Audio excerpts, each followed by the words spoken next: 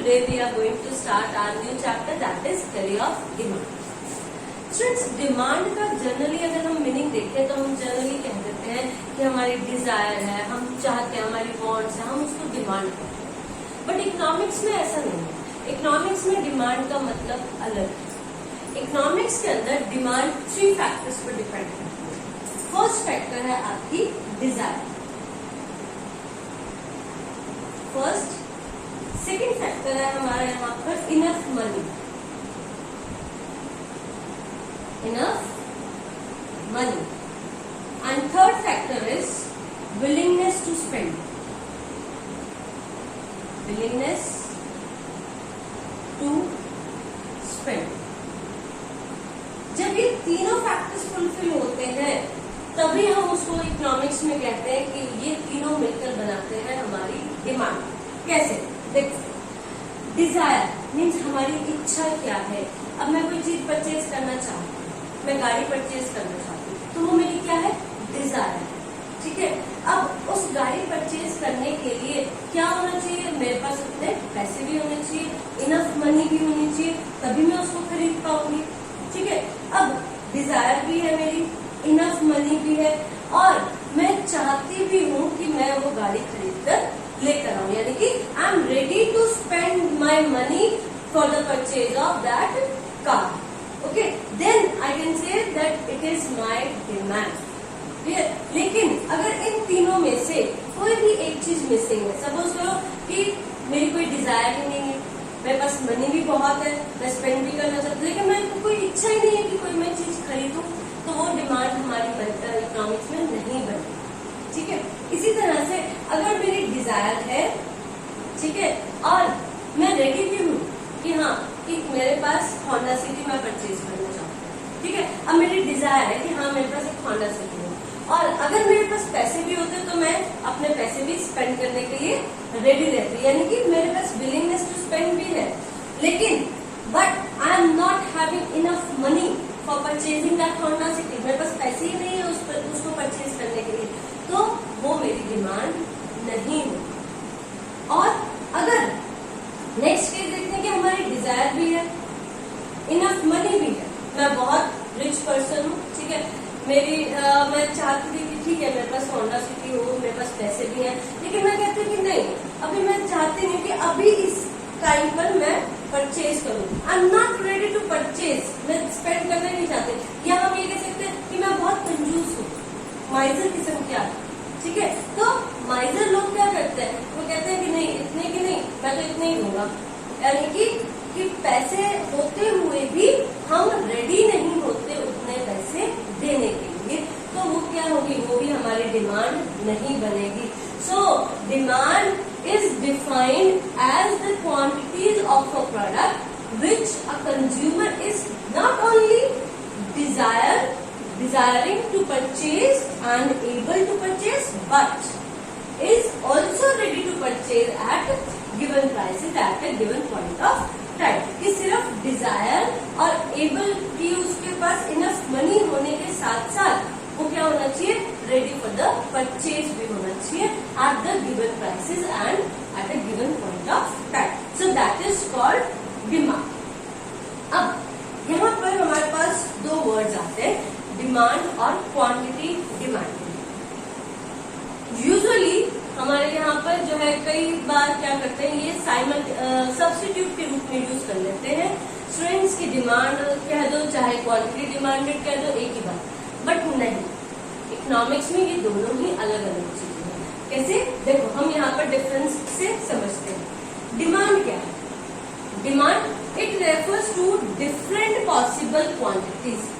कि हम क्या करते हैं? डिफरेंट पॉसिबल क्वांटिटीज की डिमांड करते हैं ऑफ कमोडिटी दैट कंज्यूमर, जो कि कंज्यूमर रेडी है for the purchase at different possible prices. कि अलग अलग प्राइसेस पर जो हमारी अलग अलग डिमांड होती है, हम उसको बोलते हैं डिमांड. मीन्स कि अलग अलग चीजें परचेज करने के लिए रेडी होते हैं हम, तब हम उसको बोलते हैं डिमांड. जबकि क्वांटिटी डिमांडेड क्या कहता है? It refers to a specific quantity. की एक पर्टिकुलर एक स्पेसिफिक क्वांटिटी है जो कि रेडी होता है कंज्यूमर परचेज करने के लिए अगेंस्ट अ स्पेसिफिक प्राइस. कि एक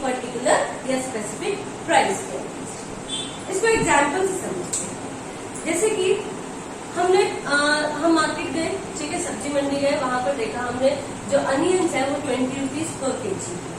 ठीक है, हमने उनसे कहा कि हमें 1 kg अनियन दे दो। उन्होंने कहा ठीक है 20 रुपीज पर केजी के है, आप ले लीजिए। हमने उनसे कहा कि अगर हम 10 kg परचेज करते हैं, तो कहते हैं अगर 10 kg परचेज करेंगे आप, तो मैं आपको 15 रुपीज पर केजी के अकॉर्डिंग देने के लिए तैयार हूँ। तो वहां पर क्या हुआ कि हमने अगर डिफरेंट क्वांटिटी परचेज की तो भी क्या है, डिफरेंट प्राइसेस पर अवेलेबल है। ठीक है, हम परचेज करने के लिए तैयार है। वहां पर क्या हो रहा है कि डिफरेंट पॉसिबल क्वांटिटीज परचेज करने के लिए हम रेडी है at the different possible prices. अब क्वांटिटी डिमांडेड क्या है, आप मॉल में गए, आपको एक जीन्स पसंद आ गई, उस जीन्स का टैग है, उसका प्राइसेज है 2000 रुपीज। ठीक है, अब आप उसके पास जाते हो, जो ऑनर है वहाँ का, जो शॉप का ऑनर है, आप उसको कहते हो कि ये जीन्स 2000 की है, अगर मैं 10 जीन्स लूं, 10 जीन्स ले लूंगा तो क्या होगा, तो ऑनर आपको कहते हैं जी आप चाहे 10 लो, चाहे 20 लो, चाहे 50 लो, 2000 है तो आपको 2000 ही लगेंगे, उसमें कोई भी चेंजेस नहीं होंगे। तो वहां पर एट अ टाइम वहां पर स्पेसिफिक क्वांटिटी किस पर, स्पेसिफिक प्राइसेस पर आप लेने के लिए परचेज हो गए हो, तो उसको हम बोलेंगे क्वांटिटी डिमांडेड। इसका मतलब कि डिमांड क्या है, एक ब्रॉडर कंसेप्ट है, जबकि क्वांटिटी जो है वो उससे छोटा एक concept. Clear.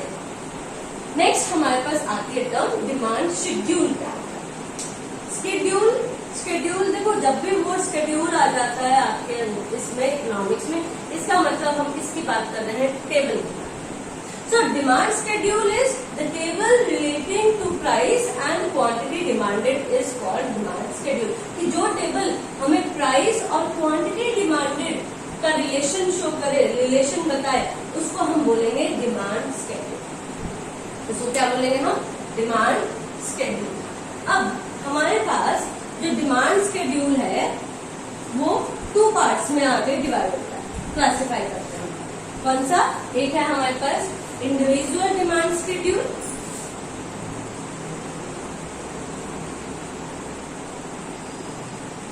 Individual demand schedule,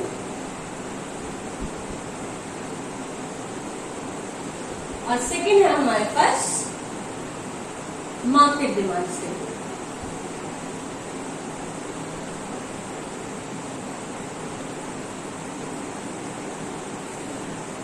अब इंडिविजुअल डिमांड शेड्यूल, इंडिविजुअल यानी कि हम किसकी बात करेंगे, एक इंडिविजुअल कंज्यूमर की बात करेंगे। ठीक है, डिमांड कौन करता है, जो कंज्यूमर को वही करता है। ठीक, तो यहाँ पर हमने क्या लिया, तो यहाँ पर हमने लिया प्राइस, यहाँ हमने ली क्वांटिटी डिमांडेड। तो देखो हम यहाँ जब भी हम डिमांड चैप्टर करेंगे वहां पर हम डिमांड नहीं शो करेंगे, हम क्या करेंगे, क्वांटिटी डिमांडेड। क्यों, क्योंकि यहाँ पर हम पर्टिकुलर प्राइस ले रहे हैं, स्पेसिफिक प्राइस पर देख रहे हैं कि स्पेसिफिक कितनी क्वांटिटी हम परचेज करने वाले हैं। और जब हम स्पेसिफिक की बात करते हैं तो किसकी बात कर रहे हैं, हम क्वांटिटी डिमांडेड। प्राइसेज आपके 1, 2, 3, 4 सपोज किसी के हैं, ठीक है, तो आपने पहले डिमांड की 1 पर, 4 की, 2 हुए तो 3, फिर 2 और फिर 1। अब मैंने इसको अपोजिट क्यों लिखा, देखो आप सोच के देखो, अगर किसी चीज के प्राइस बढ़ जाते हैं, ठीक है, तो क्या आप उसकी डिमांड उतनी ही करते हैं जितनी पहले करते थे, नहीं, हम क्या कर देते हैं, उसकी डिमांड कम कर देते हैं। तो हमारे पास क्या है, यहाँ पर एक अपोजिट रिलेशन निकल के आता है कि जैसे ही प्राइसेस बढ़ते हैं हमारी डिमांड, जो क्वांटिटी डिमांडेड है वो भी क्या हो जाती है, कम हो जाती है, डिक्रीज हो जाती है। तो यहाँ पे देखो प्राइसेस क्या हो रहे हैं, 1, 2, 3, 4 इंक्रीज हो रहे हैं। तो जैसे जैसे प्राइसेस इंक्रीज हो रहे हैं हमारी क्वांटिटी डिमांडेड क्या होती जा रही है, डिक्रीज होती जा रही है। यानी कि यहाँ पर कैसा रिलेशन है प्राइस और क्वांटिटी डिमांडेड में, इनवर्स रिलेशन, या जिसको हम कहते हैं negative relation. It means when prices increases quantity demanded will decrease. और जब प्राइसेस कम होते हैं तो डिमांड हम क्या कर देते हैं, ज्यादा कर देते हैं। अब गोल्ड सस्ता हो जाए, प्राइस कम हो जाए, तो हम सभी क्या हो जाएंगे, सारे गोल्ड परचेज करने चले जाएंगे, यानी कि उसकी डिमांड बढ़ जाएगी। तो जैसे ही प्राइसेस कम होते हैं डिमांड भी क्या हो जाती है, ज्यादा हो जाती है। लेकिन प्राइसेस के ज्यादा होने पर डिमांड क्या हो जाती है, कम हो जाती है। तो ये था हमारा, जब हमने एक कंज्यूमर की बात की, एक कंज्यूमर की हम क्वांटिटी डिमांडेड बता रहे हैं, तो इसको बोलते हैं हम इंडिविजुअल डिमांड शेड्यूल। अब market demand schedule market demand schedule means कि जब हम एक से ज्यादा कंज्यूमर्स की बात कर रहे हैं, अगर मैं 2 कंज्यूमर्स की बात कर रही हूँ, 3 की कर रही हूँ, तो उनकी जितनी भी टोटल उनकी जो डिमांड होगी हम उसको बोल रहे हैं यहाँ पे मार्केट डिमांड। कैसे? तो ये था हमारे पास ए पर्सन, कोई ए था। अब यहाँ पर मैं क्वांटिटी डिमांडेड ऑफ बी कर, कि कोई बी एक और पर्सन है हमारे पास, उसकी डिमांड बतानी 5, 4, 3, 2। ओके, तो ए पर्सन सपोज मैं थी और मेरी एक फ्रेंड और है, वो डिमांड कर रही है इतनी कि अगर 1 रुपी है किसी क्वांटिटी कमोडिटी का प्राइस, तो मैंने उसकी 4 यूनिट्स की डिमांड की और उसने 5 यूनिट्स की डिमांड की। तो हमारे पास मार्केट डिमांड कितनी आ गई? जो मार्केट डिमांड है 4 + 5 कितना हो गया? 9। 3 + 4 7, देन 2 + 3 5 एंड 1 + 2 3। तो ये आ गया आपका market demand schedule. Okay, next आपके पास टर्म आती है डिमांड कर्व। कर्व क्या होता है? देखो, शेड्यूल है जो भी टेबल के बारे में हमें जो भी टेबल प्राइस और क्वांटिटी का रिलेशन बताए वो शेड्यूल, और कर्व जो हमें कर्व की फॉर्म में बताते, जो डायग्रामेटिकली रिप्रेजेंट करके दिखा दे इसका रिलेशनशिप। किसका रिलेशनशिप? प्राइस और क्वांटिटी का। तो देखो, अगर डिमांड कर्व यहाँ पे होता तो कैसे लिखते हैं? The curve relating to price and quantity demanded is called demand curve. Schedule की जगह पर हम क्या वर्ड यूज करते हैं वहां पर? कर्व। कि ऐसा कर्व जो हमें रिलेशनशिप बताता है प्राइस और क्वांटिटी का, that is called demand curve. जैसे कि हमने डिमांड शेड्यूल के 2 पार्ट्स किए, इंडिविजुअल डिमांड शेड्यूल और मार्केट डिमांड शेड्यूल, वैसे ही हमारे डिमांड कर्व के भी हम 2 पार्ट्स में उसको क्लासिफाई कर सकते हैं। कौन से? एक तो individual demand curve and second is market demand curve. देखो, इसको किस तरह से हम रिप्रेजेंट करेंगे? ये हमारा था इंडिविजुअल, यानी कि जब एक ही कंज्यूमर है, एक कंज्यूमर, यहाँ पर हम क्वांटिटी डिमांडेड शो करते हैं या हम प्राइस शो करते हैं। यह हमारा होता है ओवाई axis, this is called ओवाई axis. 1, 2, 3, 4। 1, 2, 3, 4, 5। ये हमने मार्जिन ले ली। मार्जिन जो होने चाहिए वो सब गैप क्या होना चाहिए? इक्वल होना चाहिए। देखो, 1 प्राइस है, जब हमारा प्राइस 1 है तो हम कितने डिमांड कर रहे हैं? 4। दिस 2 है तो 3 है तो 2 की, 4 है तो 1।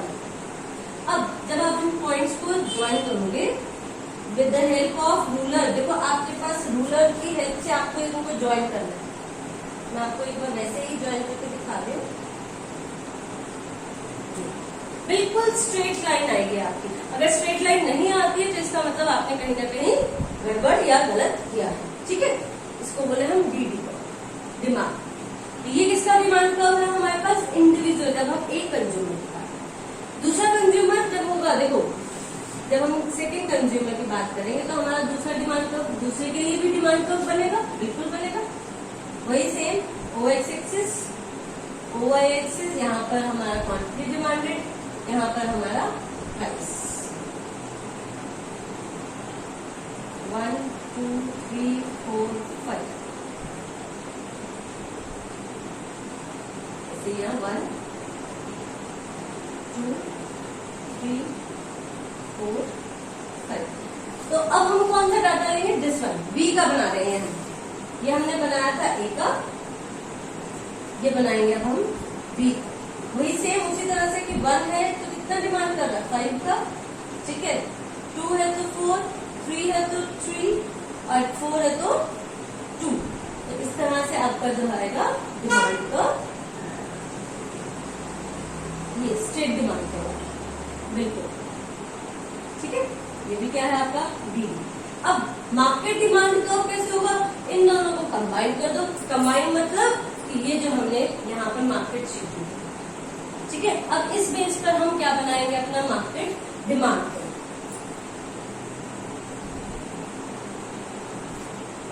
इसमें शो कर देती हूँ।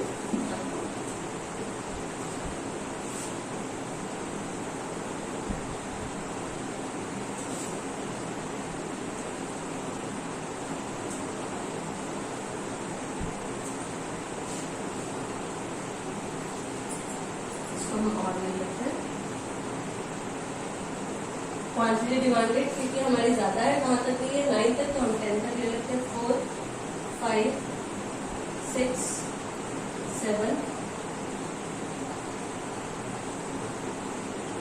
8 9, ठीक है।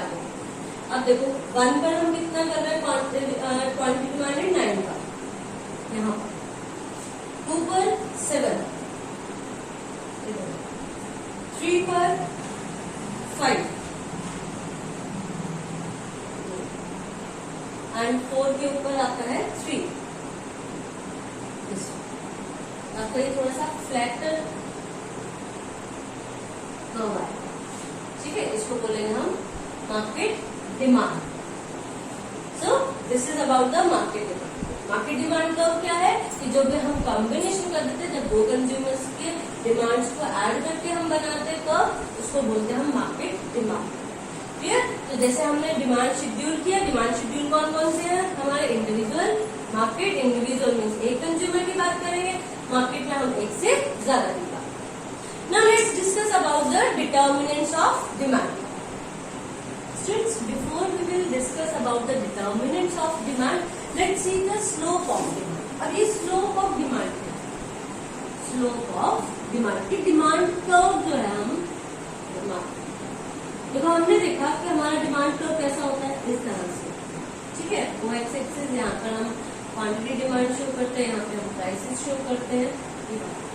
अब ये कैसा है, देखो डाउनवर्ड स्लोपिंग है, ठीक है, यानी कि जैसे जैसे हमारे प्राइसेस कम होते जा रहे हैं, हम डिमांड कैसी करते जा रहे हैं, ज्यादा दी, यानी कि हमारे जो डिमांड कर्व है वो कैसा है, स्लोप्स डाउनवर्ड। और यहाँ पर इसको ही स्लोप डाउनवर्ड को हम ये भी बोलते हैं कि यहाँ पर जो डिमांड कर्व है वो नेगेटिव स्लोपिंग है, ऐसा है नेगेटिव स्लोप। यानी कि नेगेटिव का मतलब है यहाँ पे कि यहाँ जो क्वांटिटी डिमांड है और प्राइस के बीच में जो रिलेशनशिप है वो कैसा है, इनवर्स रिलेशनशिप। इनवर्स रिलेशनशिप कि जैसे ही प्राइसेस कम होते हैं डिमांड इंक्रीज हो जाती है, और जैसे ही प्राइसेस आपके इंक्रीज होते हैं डिमांड डिक्रीज। तो हम स्लोप ऑफ डिमांड को किस तरह से रिप्रेजेंट करते हैं, चेंज इन पी अपॉन में चेंज इन क्यू, और साथ में आता है हमारा नेगेटिव साइन। अब ये नेगेटिव साइन क्यों आता है, ये आता है because of inverse relationship. It means की slope of demand shows the ratio between the change in price and change in quantity demand. Clear? और अगर आपसे कई बार क्वेश्चन ये भी पूछ लिया जाता है that why we are writing negative sign with the slope of demand, तो हम इसका आंसर क्या करेंगे, because of the inverse relationship और negative relationship between the quantity demanded and price. Clear? Now let's discuss about the determinants of demand. Determinants of demand को हम demand function भी बोलते हैं, ठीक है। तो डिमांड फंक्शन मीन्स कौन से ऐसे डिटर्मिनेंट्स हैं जो कि हमारे डिसाइड करते हैं कि डिमांड कैसी है, ठीक है। अब हमने डिटर्मिनेंट्स को भी आगे फर्दर दो पार्ट्स में डिवाइड करते हैं, कौन सा, या आप कह सकते हैं डिमांड फंक्शन को दो पार्ट्स में डिवाइड करते हैं, कौन से, individual demand function and market demand function. First we will discuss about the individual demand function. Individual demand function में कौन से, देखो मैंने यहाँ पर फंक्शन को रिप्रेजेंट करा, इस तरह से हम लिखते हैं, जो प्रेजेंटेशन होती है हमारे फंक्शन की, एफ मीन्स फंक्शन, किसका फंक्शन है, पीएक्स। पीएक्स रिलेट करता है प्राइस ऑफ ऑन कमोडिटी, और इसे ऑन प्राइस ऑफ कमोडिटी। कि कमोडिटी की खुद की प्राइस कैसे, कि अगर तो उस कमोडिटी की प्राइस ज्यादा होगी तो हम डिमांड कम करेंगे, अगर प्राइस कम होगी तो डिमांड हम ज्यादा करेंगे। तो हमारे जो उस कमोडिटी कमोडिटी के खुद के प्राइसेस है। जैसे ये पेन है, ये मार्कर अगर सस्ता मिलेगा तो हम ज्यादा डिमांड करना शुरू कर देंगे, इंक के बजाय हम मार्कर परचेज करना शुरू कर देंगे। जैसे आप वो जो 2 रुपए वाला पेन होता है जो हम यूज एंड थ्रो करते हैं, क्यों? क्योंकि उसके प्राइस बहुत कम है, इसलिए हम ज्यादा की डिमांड करते हैं। लेकिन अगर हम उसी के प्राइसेस इंक्रीज हो जाए, ज्यादा हो जाए, तो हम क्या करेंगे? उसकी डिमांड कम। ठीक। नेक्स्ट आपके पास आता है this one, price of related goods. Related goods, price of related goods में क्या है? देखो रिलेटेड गुड्स कौन से? सबसे पहले तो हमें ये पता होना चाहिए कि रिलेटेड गुड्स कौन से। रिलेटेड गुड्स 2 तरह के होते हैं। एक होते हैं सब्स्टिट्यूट गुड्स, सब्स्टिट्यूट गुड्स, और एक होते हैं complementary goods. Complementary goods. Substitute का मतलब क्या कि जब हम किसी एक ही जगह पर कोई अगर वो अवेलेबल नहीं है तो दूसरा सब्स्टिट्यूट लगा देते हैं। जैसे कि आपने अक्सर स्कूल में देखा होगा आपने कि हम टीचर्स जो है वो क्या कर देते हैं, अगर कोई टीचर एब्सेंट है तो उसकी जगह सब्स्टिट्यूट लगा देते हैं कि ठीक है आज आपकी क्लास कोई और टीचर ले लेगा। इसकी जगह पर किसी और को प्लेस करना उसको बोलते हैं हम सब्स्टिट्यूट। तो सब्स्टिट्यूट गुड्स कौन से होते हैं कि एक जो ऐसे गुड्स जो एक दूसरे के क्या हो सब्स्टिट्यूट हो। जैसे कि पेप्सी एंड कोक, पेप्सी और कोक दोनों एक जैसी लगती है हमें, ठीक है, नाम अलग अलग है, लेकिन अगर पेप्सी की अवेलेबिलिटी नहीं है तो हम कोक भी पी सकते हैं, उससे भी हमें सेम सेटिस्फेक्शन मिलेगी, ठीक है। और अगर कोक की नहीं है तो हम पेप्सी। तो ये दोनों क्या है? एक दूसरे के सब्स्टिट्यूट है। सिमिलरली और एग्जाम्पल क्या हो सकता है? टी एंड कॉफी, ये भी दोनों एक दूसरे के सब्स्टिट्यूट है। जो टी होटलर्स हैं अगर उनके लिए टी अवेलेबल नहीं है तो वो कॉफी भी पीते हैं, और अगर कॉफी जो पीने वाले हैं उनके लिए कॉफी अवेलेबल नहीं है तो वो क्या आते हैं? टी पीकर अपनी सेटिस्फेक्शन करते हैं। अब ये सब्स्टिट्यूट गुड्स हमारी डिमांड को कैसे इफेक्ट करते हैं? देखो अगर पेप्सी के रेट बढ़ा दो, पेप्सी के क्या हो जाए? प्राइस इंक्रीज हो जाए, महंगी हो गई पेप्सी। पेप्सी की जगह हम कोक भी पी सकते हैं। कोक के प्राइसेस में कोई चेंजेस नहीं है, वो वहीं के वहीं है। पहले पेप्सी और कोक दोनों 10-10 रुपए की थी, ठीक है। अब पेप्सी के जो प्राइस हो गए वो 15 रुपीज हो गए, 15 रुपीज हो गए। कोक के प्राइसेस में कोई भी चेंजेस नहीं है। तो क्या अब हम किसकी डिमांड करेंगे? पेप्सी की या कोक की? ऑब्वियसली कोक की डिमांड बढ़ जाएगी। क्यों? क्योंकि उसका रेट कम है और हमें दोनों से मिलने वाली सेटिस्फेक्शन भी सेम है कि दोनों एक जैसी चीजें तो है, ठीक है। इट मीन्स कि सब्स्टिट्यूट गुड्स में एक पर कमोडिटी के प्राइस में चेंजेस, प्राइस अगर इंक्रीज होते हैं तो वो जो उसका सब्स्टिट्यूट गुड है उसकी क्वांटिटी डिमांडेड क्या हो जाती है? इंक्रीज होती है। प्राइस पेप्सी के बढ़े, डिमांड किसकी बढ़ गई? कोक की डिमांड बढ़ गई, ठीक है। अब ऐसे ही अगर प्राइसेस पेप्सी के अब रुपीज कितने हो गए? 8 रुपीज की हो गई पेप्सी, प्राइस किसके कम हुए? पेप्सी के, और डिमांड अब क्या किए? अब हम पेप्सी की तरफ आ जाएंगे। कोक की डिमांड क्या हो जाएगी? अब कम हो जाएगी। जो लोग कोक पीते थे अब वो भी शिफ्ट कर जाएंगे पेप्सी में। इट मीन्स कि पेप्सी के प्राइस, एक के प्राइस कम होने पर जो दूसरा जो सब्स्टिट्यूट गुड है उसकी डिमांड क्या हो गई? कम हो गई, ठीक है। इसमें कंफ्यूज मत हो जाना। देखो यहाँ पर हम प्राइस किसके? एक कमोडिटी के प्राइस में चेंजेस आने पर हम देख रहे हैं कि उसके जो सब्स्टिट्यूट गुड है उसकी डिमांड में क्या चेंजेस आए। तो एक के प्राइस इंक्रीज होने पर उसके सब्स्टिट्यूट की डिमांड इंक्रीज हो जाती है, और एक के प्राइस कम होने पर उसके सब्स्टिट्यूट की डिमांड क्या हो जाएगी? वो भी कम हो जाएगी।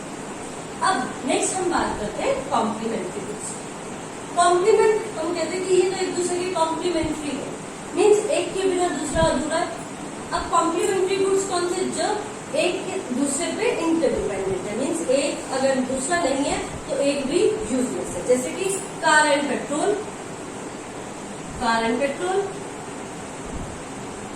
अब क्या कार बिना पेट्रोल के चल सकती है? नहीं। और अगर खाली पेट्रोल है, कार नहीं है, तो क्या उसका यूज है? नहीं हो सकता। तो कार और पेट्रोल क्या है? एक दूसरे की कॉम्प्लीमेंट्री। सिमिलरली आप आपका इंक और पेन, इंक एंड पेन, ये भी दोनों क्या है, एक दूसरे के कॉम्प्लीमेंट्री है। अब देखो यहाँ पर अगर इंक की प्राइसेस बढ़ जाए, इंक के प्राइसेस बढ़ जाते हैं तो पेन की डिमांड क्या हो जाएगी, कम हो जाएगी, बिल्कुल कम हो जाएगी, क्योंकि इंक महंगी हो गई। अब लोग पेन जो नॉर्मल पेन लेते थे, ठीक है, अब वो क्या करेंगे, फाउंटेन पेन की जगह बॉल पेन पे आ जाएंगे, दूसरा या कोई ना कोई और सब्स्टिट्यूट ढूंढ लेंगे, ठीक है। तो इंक के प्राइसेस इंक्रीज होने पर पेन की जो फाउंटेन पेन है उसकी डिमांड क्या हो गई, कम हो। और यही अगर इंक सस्ती हो जाए, ठीक है, रेट कम हो जाए, तो फाउंटेन पेन भी क्या हो जाएंगे, ज्यादा डिमांड हो जाएंगे। इंक के प्राइसेस अगर कम हो जाते हैं तो quantity demanded of pen will increase. देखो यहाँ पर हम सब्स्टिट्यूट की बात कर रहे थे, यहाँ पर पॉजिटिव रिलेशन है, और यहाँ पर कैसा रिलेशन दिख रहा है हमें, नेगेटिव, कि एक की प्राइसेस इंक्रीज होने पर दूसरा की डिमांड क्या हो रही है, कम हो रही है, और एक की प्राइसेस डिक्रीज होने पर दूसरे की डिमांड क्या हो रही है, ज्यादा हो रही है। तो इसको कहते हैं हम कॉम्प्लीमेंट्री गुड्स। तो हमारा एक फैक्टर क्या हुआ, another factor price of related goods. Next हमारे पास है जो हमारा डिटर्मिनेंट है, that is income. Income Y represent करता है हमारा इनकम। अब इनकम कैसे इफेक्ट करती है, देखो इनकम करेगी हमारी डिमांड पर इफेक्ट। अगर हमारी इनकम ज्यादा है तो हम ज्यादा डिमांड करेंगे, इनकम हमारी कम है तो हम कम की डिमांड करेंगे, ठीक है। अब डिमांड कैसे होगी, देखो गुड्स भी हमारे यहाँ पर हम दो पार्ट्स में डिवाइड करते हैं, एक होते हैं नॉर्मल गुड्स और एक होते हैं हमारे पास इंफीरियर गुड्स।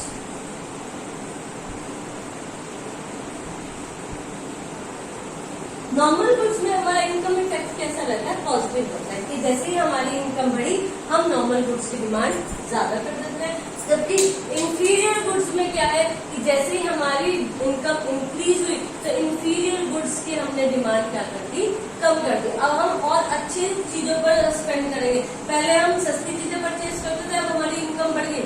पहले हम इंफीरियर सस्ती चीजें नहीं, इंफीरियर चीजें परचेज करते थे, अब हमारी इनकम बढ़ गई, अब हम नॉर्मल गुड्स पर आ गए, मीन्स अच्छी क्वालिटी की चीजें परचेज करने लग गए। पहले हम सस्ता जो शर्ट मिलती थी 150-200 रुपए की वो पहनते थे, अब हम ब्रांडेड पहनने लग गए। क्यों, क्योंकि हमारी इनकम बढ़ गई, ठीक है। इसका मतलब जो हमारी इनकम है वो भी क्या करती है, एक डिटर्मिनेंट है, डिमांड को डिटरमाइन कर देगा। अगर तो इनकम ज्यादा होगी तो नॉर्मल गुड्स की डिमांड इंक्रीज हो जाएगी, अगर इनकम कम है तो इंक्रीज किसकी हो जाएगी, तब हम इंफीरियर गुड्स की डिमांड ज्यादा करेंगे। नेक्स्ट आता है हमारे आपके पास T. T represent taste and preferences. Taste and preferences कैसे है कि अब मेरे को जो है सपोज डायमंड्स ज्यादा पसंद है गोल्ड की जगह, ठीक है। अब मेरा टेस्ट है डायमंड्स का, मेरी प्रेफरेंस रहती है डायमंड्स की, गोल्ड की नहीं रहती। अब डायमंड चाहे महंगा है चाहे सस्ता है, मैं क्या करती हूँ, उसकी डिमांड। तो ये मेरे टेस्ट पर भी डिपेंड करता है कि मेरा टेस्ट कैसा है। मुझे महंगी चीजें पसंद आती तो मैं महंगी चीजों की डिमांड ज्यादा करूंगी, अगर मुझे सस्ती चीजें पसंद आती तो मैं सस्ती चीजें की डिमांड ज्यादा करूंगी। तो हमारे टेस्ट एंड प्रेफरेंसेस भी डिटरमाइन करते हैं हमारी डिमांड। नेक्स्ट लास्ट जो आपका डिटर्मिनेंट आता है इंडिविजुअल डिमांड फंक्शन में, वो आता है ई फॉर एक्सपेक्टेशन। कि एक्सपेक्टेशंस कैसी है, फ्यूचर एक्सपेक्टेशन। जब भी हम एक्सपेक्टेशन की बात कर रहे हैं तो हम किसकी बात कर रहे हैं, फ्यूचर की बात कर रहे हैं, ठीक है। कि फ्यूचर में हम क्या एक्सपेक्ट करते हैं। मैंने एक्सपेक्ट किया कि गोल्ड जो है फ्यूचर में सस्ता हो जाएगा, तो अभी मैं परचेज करना गोल्ड का क्या कर दूंगी, कम कर दूंगी या बिल्कुल बंद कर दूंगी। क्यों, क्योंकि मुझे ऐसा लगता है, एक्सपेक्ट करती हूँ मैं कि फ्यूचर में उसके रेट सस्ते हो जाएंगे। तो एट प्रेजेंट, अब प्रेजेंट में मेरी डिमांड गोल्ड की क्या हो गई, कम हो गई, डाउन हो गई। लेकिन अगर मेरी एक्सपेक्टेशन रहती है कि फ्यूचर में इसके प्राइसेस और ज्यादा बढ़ जाएंगे, गोल्ड जो है अभी 40,000 पे है, ठीक है, अब फ्यूचर में वो 80,000 पे पहुंच जाएगा, तो मैं अभी जो एट प्रेजेंट जो अब करंट में डिमांड करूंगी वो क्या करने लग जाऊंगी, ज्यादा की करूंगी कि अभी बनवा लेती हूँ जो भी बनवाना है मुझे, बाद में तो रेट और बढ़ जाएगा। तो ये एक्सपेक्टेशन भी हमारा डिटरमाइन करती है कि हमें डिमांड कितनी करनी है, ठीक है, एट प्रेजेंट कितनी रहेगी, फ्यूचर में कितनी रहेगी, जो हमारी एक्सपेक्टेशन है वो कितनी रहेगी फ्यूचर में, ठीक है, और उसके अकॉर्डिंग हमारी प्रेजेंट में डिमांड क्या है। अब नेक्स्ट हमारे पास आता है, ये था सारा का सारे फैक्टर्स जो कंपोनेंट्स है किसके, individual demand function. Market demand function में क्या है, जितने भी ये जो हमने इंडिविजुअल डिमांड फंक्शन में अभी कंपोनेंट्स के, ये सारे के सारे मार्केट डिमांड फंक्शन में भी है। देखो PX, PR, income, taste, expectations, लेकिन इसके साथ साथ दो और नए ऐड हुए। क्या एंड रिप्रेजेंट करती है आपका पॉपुलेशन और वाई डी रिप्रेजेंट करता है distribution of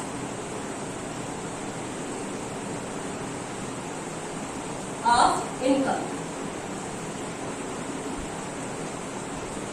distribution of income.